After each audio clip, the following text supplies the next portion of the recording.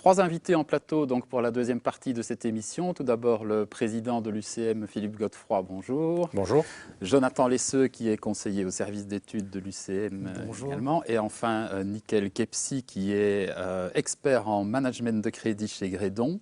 Alors, Monsieur Kepsi, merci d'être là. Si je vous ai invité, c'est parce que l'UCM, avec Grédon et aussi d'ailleurs avec l'UNISO, notre équivalent flamand, nous avons réalisé ce qu'on appelle l'Atlas annuel des starters. Et cet atlas annuel, j'y arriverai, il y a une très bonne nouvelle, c'est qu'il y a eu en 2015 82 571 starters. Et ça, c'est un chiffre qui n'a jamais été atteint.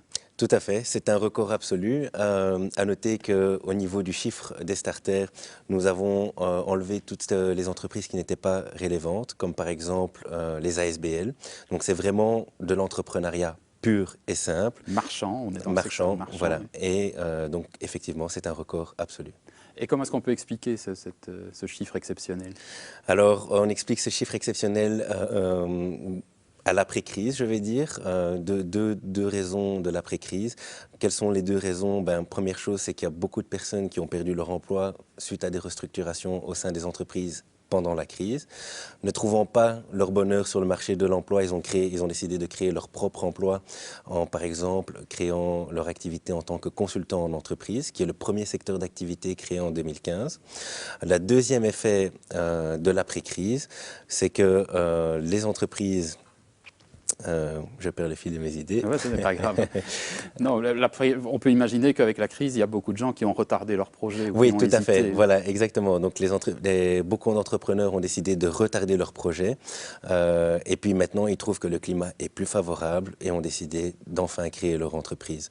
Oui, on peut d'ailleurs préciser que pour le premier trimestre de 2016, avec des chiffres qui ne sont peut-être pas encore tout à fait définitifs, mais qui sont quasiment, la tendance continue.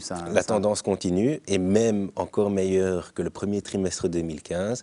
Et c'est vraiment de très bon augure pour l'année 2016. Est-ce que c'est la même chose, la tendance est la même dans les trois régions du pays, Flandre, Wallonie, Bruxelles? On peut dire que c'est plus ou moins équivalent, même si il y a de plus grandes améliorations à Bruxelles, où c'est par exemple 9 entreprises pour 1000 habitants. La Wallonie et la Flandre, ça s'équivaut un petit peu pour 7 en Flandre pour 1000 habitants et 6 pour 1000 en Wallonie.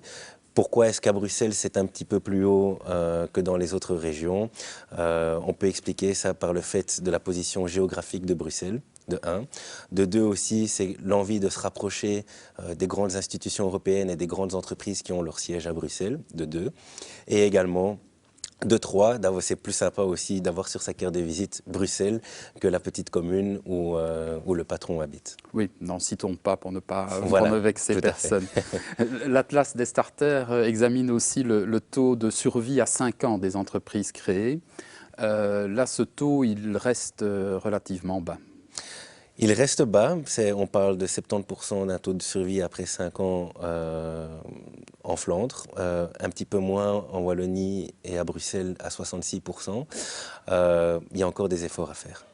Je me tourne vers Jonathan Lesseux du service d'études de l'UCM. Il y a des efforts à faire parce qu'effectivement, il y a un petit peu moins de starters en Wallonie, taux de survie un petit peu inférieur, donc il y a du travail. Oui, donc il y a du travail, mais il faut quand même noter que sur le long terme, il y a une réelle amélioration.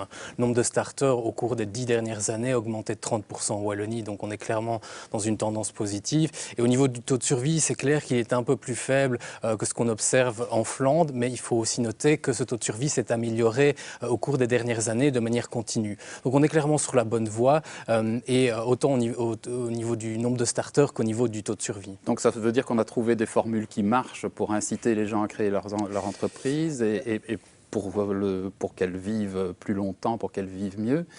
Qu'est-ce qu'on peut encore faire?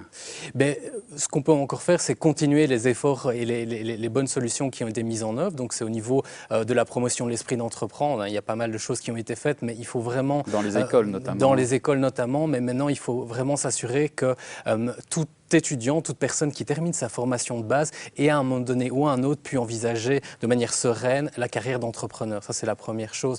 L'autre chose sur laquelle il faut continuer à travailler, c'est cette professionnalisation des entrepreneurs wallons et bruxellois. Ça passe par une meilleure formation. Parfois, la formation de base en gestion n'est pas tout à fait en adéquation avec les besoins du terrain. Il faut aussi renforcer l'accompagnement encore en phase de démarrage, parce que souvent, les entrepreneurs ont de très bonnes idées, mais c'est intéressant de pouvoir aussi aussi avoir l'avis d'experts et de conseillers spécialisés qui vont vous donner un autre regard et vous permettre d'améliorer encore votre projet d'entreprise. Et enfin, il y a la question du financement, mais là aussi, les choses vont beaucoup mieux et pas mal d'initiatives ont été prises oui, au niveau le fédéral. financement, c'est un sujet en soi, mais effectivement, on peut dire que la situation, par rapport à ce qu'elle était il y a peut-être 5 ans, il y a beaucoup de choses qui ont été faites. Oui, clairement, on pense au niveau fédéral au tax shelter, qui stimule le financement alternatif, et plus récemment, au niveau de la région wallonne, le prêt coup de pouce, qui est un incitant fiscal pour les prêts privés à des entreprises qui démarrent, a été voté. Donc effectivement, il y a une attention soutenue des pouvoirs publics par rapport à cette problématique qui permet d'améliorer la situation, même si ça reste la grande source de préoccupation pour les starters. Alors on va continuer à parler d'argent et de gros sous avec vous, Nickel, mais avec un autre sujet, vous êtes expert en management de crédit, je l'ai dit, et vous avez réalisé aussi une autre étude, toujours avec l'UCM et l'UNISO, sur les délais de paiement et les retards de paiement. Comment est-ce que la situation se présente?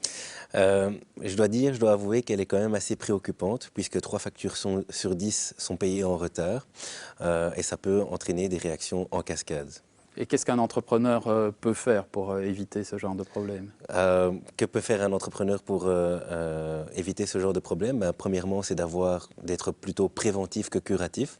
Trop souvent, les entreprises se disent « Ah ben tiens, ça ne va pas avec tel ou tel client, je vais entrer un dossier de recouvrement. » Et là, on se rend compte que l'entreprise n'a pas de conditions générales, ne s'est pas renseigné sur son client, savoir s'il était en bonne santé financière ou pas.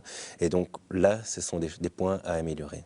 Donc on peut faire de la prévention et quand un problème survient, il faut aller en justice? Alors, pas forcément aller en justice. Je pense que c'est un dialogue aussi avec le client pour essayer de résoudre ce problème. Mais on peut aller entrer un dossier de recouvrement et les membres UCM bénéficient d'un système de recouvrement gratuitement. Oui, il y a une plateforme Grédon pour la récupération de créances sur laquelle on peut aller. Tout à fait. C'est une collaboration unique avec l'UCM, je tiens à le préciser. Quand je dis unique, ça veut dire qu'il n'y a pas de frais fixes. Ça coûte vraiment 0 € pour le client.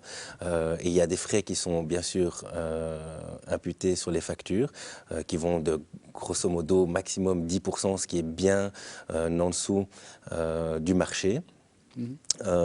Et c'est une formule qui marche, on récupère souvent sa facture quand on utilise la plateforme Grédon? Bien sûr, 70% des factures sont payées dans les 20 jours. Simplement avec l'incitant du fait, tiens, Grédon a repris un dossier de